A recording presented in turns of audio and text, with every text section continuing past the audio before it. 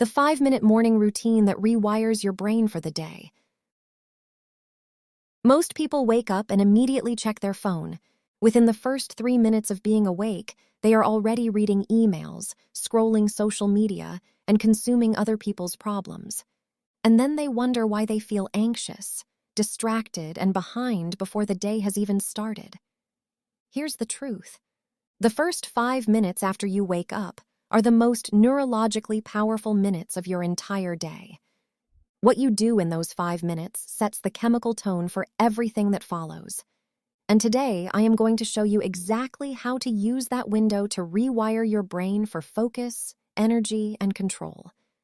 This is not about waking up at 4 a.m. This is not about cold showers or green juice or any of that. This is pure neuroscience, and it works in 5 minutes flat. What is actually happening in your brain when you wake up? To understand why the morning is so powerful, you need to understand what your brain is doing the moment you open your eyes. When you are asleep, your brain operates in a state called theta waves. Theta is the same brainwave state you experience during deep meditation and hypnosis. It is a state of high suggestibility. Your subconscious mind is wide open and highly receptive to input. As you begin to wake up, your brain slowly shifts from theta toward alpha waves and then toward beta waves. Beta is your fully awake, alert, problem-solving state. But here is the critical part. For the first 5 to 10 minutes after waking, your brain is still transitioning. You are not fully in beta yet. You are in a kind of in-between state where your subconscious is still highly active and your conscious filters are not fully online. Whatever you feed your brain during this window gets absorbed more deeply than at almost any other point in the day. If you feed it stress, comparison, and bad news, your brain accepts that as the baseline reality for the day. If you feed it intention, calm, and direction, your brain accepts that instead. The choice is yours, but most people never realize they have a choice at all. The cortisol problem.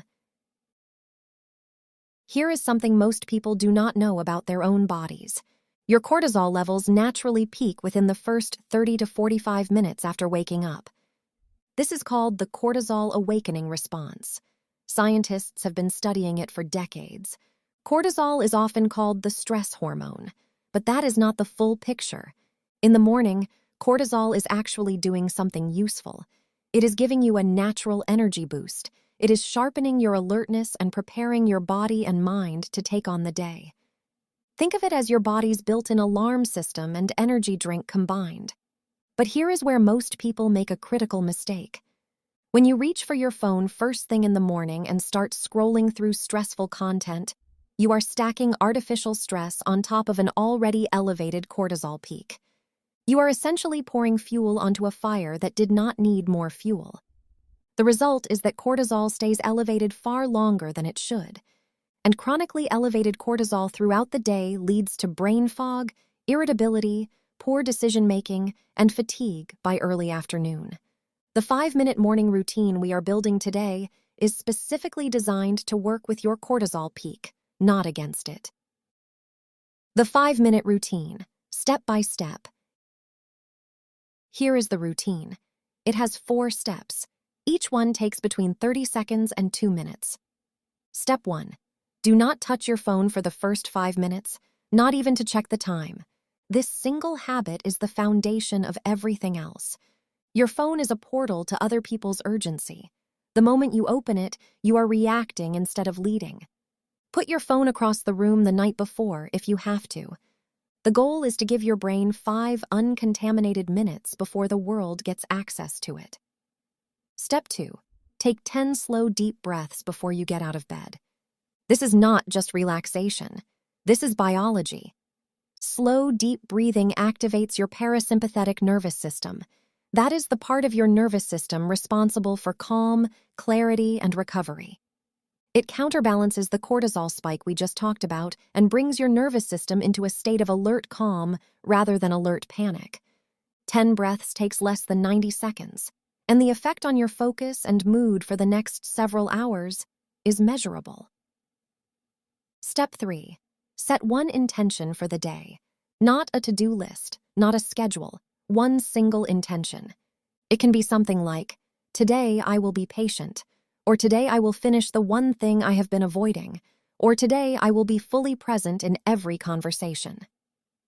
Research on implementation intentions from psychologist Peter Gollwitzer at New York University shows that people who set a specific intention in the morning are significantly more likely to follow through on their goals than people who simply think about what they want to achieve. One intention, 30 seconds, that is it. Drink a full glass of water before anything else. Your body loses between 1 and 2 pounds of water overnight through breathing and perspiration. Even mild dehydration of just 1 to 2% reduces cognitive performance, memory, and mood. Water rehydrates your brain and signals to your body that the day has begun. It also helps flush out adenosine, which is the chemical that builds up while you sleep and makes you feel groggy. That is the routine. No alarm at 4 a.m., no ice bath, no hour-long meditation, 5 minutes, 4 steps, every single morning. Section 4. What happens to your brain? After 30 days, here is where it gets really interesting. One morning of this routine will make you feel better. But 30 days of this routine will begin to structurally change your brain. This is because of a process called neuroplasticity. Your brain is not fixed. It is constantly rewiring itself based on what you repeatedly do and think. Every time you practice the same sequence of behaviors, your brain builds a stronger neural pathway for that sequence. After about 3 to 4 weeks of consistent repetition, that pathway becomes the default. In other words, the routine stops requiring willpower. It becomes automatic. It becomes who you are. Studies on habit formation from researchers at University College London found that on average it takes 66 days for a new behavior to become automatic. But you will feel the difference in your focus, energy, and emotional stability well before that.